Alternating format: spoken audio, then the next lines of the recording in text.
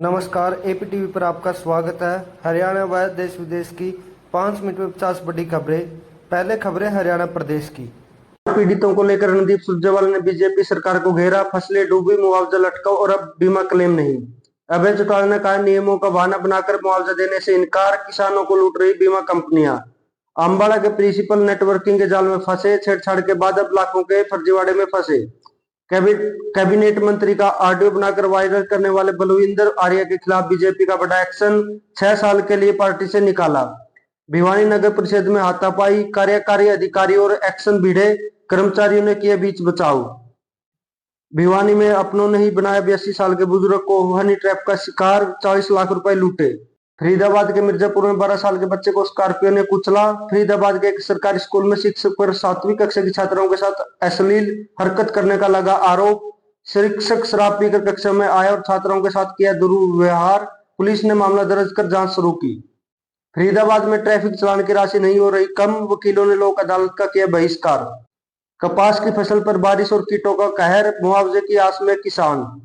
फतेहाबाद के गांव कुम्हारिया के 2 युवक अंकित और विजय रूस में फंसे, रूसी सेना में जबरन भर्ती कर यूक्रेन भेजा। परिवार ने केंद्र सरकार से मदद की लगाई गुहार। गुरुग्राम में ईडी की बड़ी कार्रवाई, बिजली कंपनी के 11 ठिकानों पर मारा छापा, 340 करोड़ रुपए की धोखाधड़ी का हुआ खुलासा। में नौसेना प्रमुख एडमिरल दिनेश के त्रिपाठी ने आईएनएस अरावली का किया उद्घाटन। यह नौसेना अड्डा समुद्री सुरक्षा को करेगा मजबूत। हरियाणा से मैच 55 मिनट में पहुंचे जयपुर, हिसार एयरपोर्ट से शुरू हुई नई फ्लाइट। झज्जर में मां की गला रेत कर हत्या, चादर में लिपटी मिली लाश, छोटे बेटे पर हत्या का आरोप। फर्जी खबरें फैलाने पर 3 यूट्यूब चैनलों पर एफआईआर दर्ज। इन चैनलों पर राव इंद्रजीत सिंह द्वारा भाजपा छोड़ने और कांग्रेस में शामिल होने की खबरें प्रसारित की थी।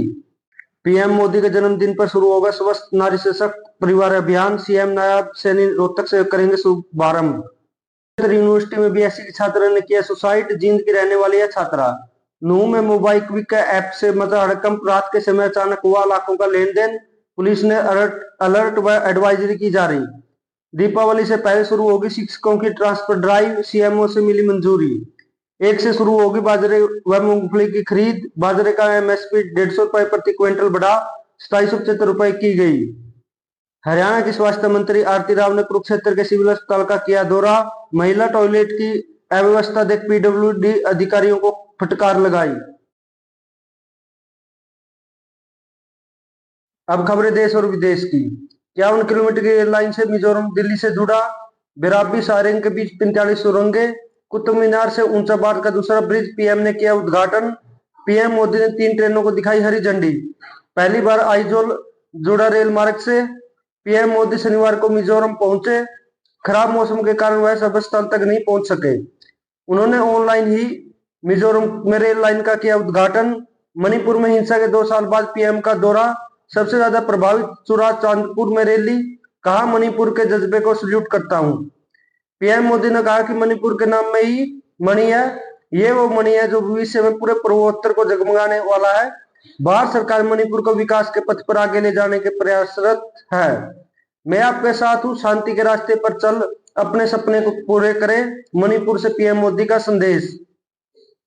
पूर्वोत्तर की अनदेखी करने वाले आज हाशिए पर है। मिजोरम को रेलवे की सौगात देने के बाद कांग्रेस पर पीएम का बड़ा हमला। पीएम मोदी के मणिपुर दौरे पर सियासत तेज, कांग्रेस ने बताया दिखावा, देरी पर कहा यह लोगों का अपमान। दवा निर्माता व चिकित्सा उपकरण उद्योग जीएसटी दर में कटौती का लाभ आम लोगों तक पहुंचाए, एनपीए ने दिए निर्देश। पीएम मोदी को लेकर एआई वीडियो पर गिरी कांग्रेस, बीजेपी बोली ओछी राजनीति पर उतरी कांग्रेस राजद। एशिया कप में भारत बनाम पाकिस्तान मैच से पहले देश में सियासी घमासान तेज, विपक्ष लगातार सरकार से इस मैच को रद्द कराने की कर रहा मांग।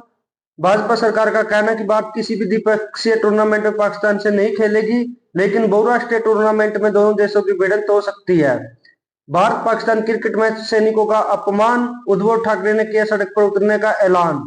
मैच का बहिष्कार ही असली राष्ट्रभक्ति, एशिया कप में भारत बनाम पाकिस्तान खेल को लेकर उद्धव ठाकरे का ऐलान।